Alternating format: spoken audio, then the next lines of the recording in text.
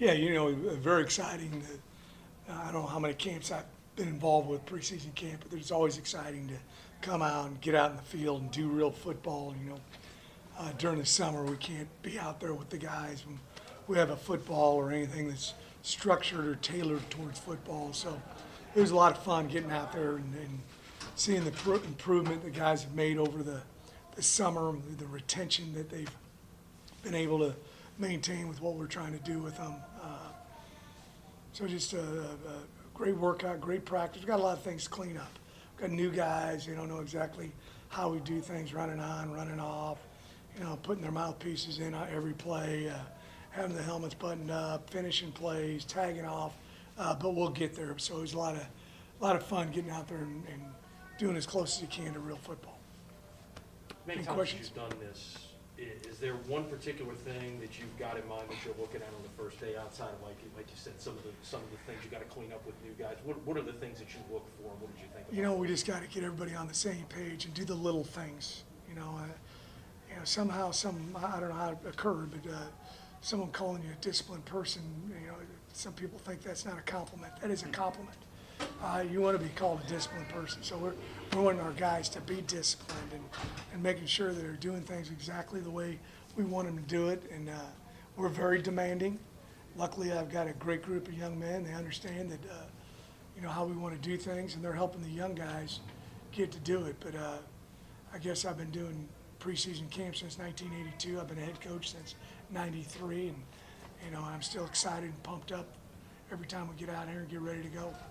Coach, I know one of the themes with your teams is you like to treat every day the same, put in the same work, but when you talk about the depth and all the positive things you guys have with this team, is there any different sense in the feeling of starting this year because of the depth you have all over the roster? I think the guys understand that. We were really close last season to having a breakout year for Tulane, and we just know that we all got to get better, and it certainly helps you when you got, a guy behind the first team guy who's almost as good or just as good, and you're going to be able to rotate reps and play them both and keep guys healthy.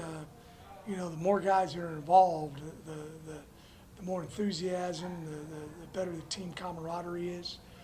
So I'm excited about being able to play, I think, between 15, 20 guys on offense and 15 to 20 guys on defense, and then some guys that'll play in the kicking game exclusively, and guys that'll play in the kicking game and offensively, or kicking game and defensively. So, yeah, our depth is a strength for us, and it never has been since I've been here.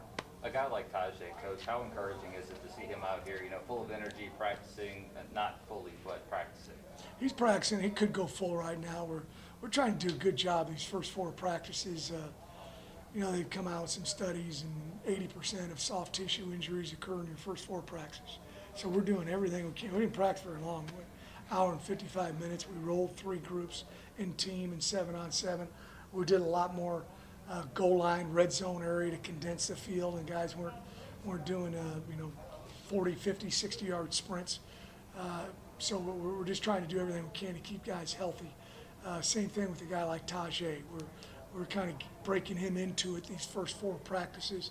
We'll have a NCAA mandated day off at 5th day, and then he's going to be in regular jersey and ready to go. But he's worked extremely hard to get there. Our training staff, our doctors, our rehab people, our strength and conditioning people, they've done a great job helping him get to this point as well.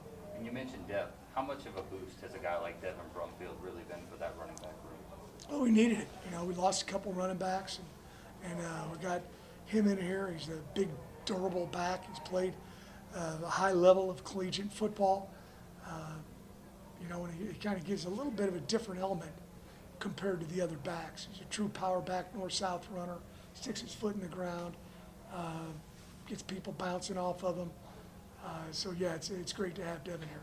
You moved everything up an hour this year, an hour earlier. What were the main reasons? Yeah, we're trying to beat the heat on both ends, particularly early. We're going to have some scrimmages on Saturday. Our start time is going to be 11 o'clock. Just like our initial game. I'm sure there's going to be some times during camp where we're going to get lightning in the morning. It occasionally does that around here. I'd be sarcastic. Does about every 5th day, right? So we'll go ahead and adjust those practices. Maybe they'll be in the afternoon, so we'll get some heat. But really, this was a pretty nice day, Yeah. nice morning. Jaquan Jackson, how valuable is he for your team? He can do just so many things. He really came on last year. We think he's an elite punt and kick returner, and he's only going to get better at that. And then I also think he can be an elite receiver. He's got great hands, runs super routes. He's fearless. He'll block also.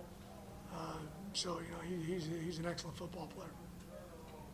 Time of possession is something that really, killed you guys at times last year, but what do you see from Chip Long's offense that, gives you some encouragement that there won't be any fast drives and no quick 3 and outs? We like those quick drives when there's a touchdown at the end of it. We can have those, but Chip's very experienced. He's got a really vast array of plays to run in the run game and also throwing the football. I mean, this is by far the most plays that we run offensively, package that we have for our offense.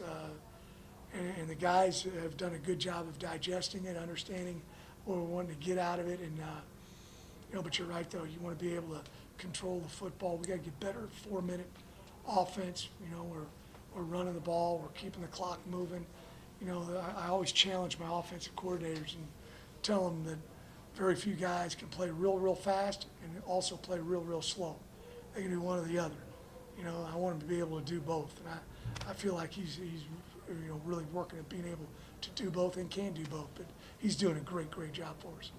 And I guess a follow-up to that, how did that really impact your defense last year, and what adjustments are you making to help that group out this year? Defensively, really our issue last year wasn't time of possession. It was finishing ball games, and for defense, it was allowing big plays. That really hurt us. There's one category with explosive plays. We were 127th in the country last year and giving up that many. And there was only 127 teams that played last year, so that's not very good. So we did a real nice job with our run defense. We did a pretty good job with takeaways. But our Achilles heel was, giving up the big play. And we got to stay away from that, particularly on 3rd down and 4th down, money down situations. We got to limit those. We're going to give up some, but we got to limit that substantially. And I think Coach Hampton, the defense, has got a super plan, and we've worked on that all summer for that to be a strength of our team and not a weakness. What are your early impressions of Shea Wyatt? He put up some huge numbers at your old school. Coach. Yeah, it's kind of a interesting deal. When he put himself in the portal and really kind of contacted us after he put himself in the portal, I was very hesitant to look at him because the head coach there at Central Missouri is a good friend, but he was leaving, and there had already been 4 or 5 coaches that had contacted him that day. But Coach Svoboda could not say more great things about Shea, and I really wanted me to get him here even more. Unbelievable eye-hand coordination, great hands, runs great routes. There's always going to be a little bit of a learning curve. That league that Central Missouri plays in is the best Division II league in the nation by far, in my opinion. I was in it for 13 years. So there will be an adjustment, but not as much as probably some people might think. Anything else? All right. Thank you, Thank you. Coach.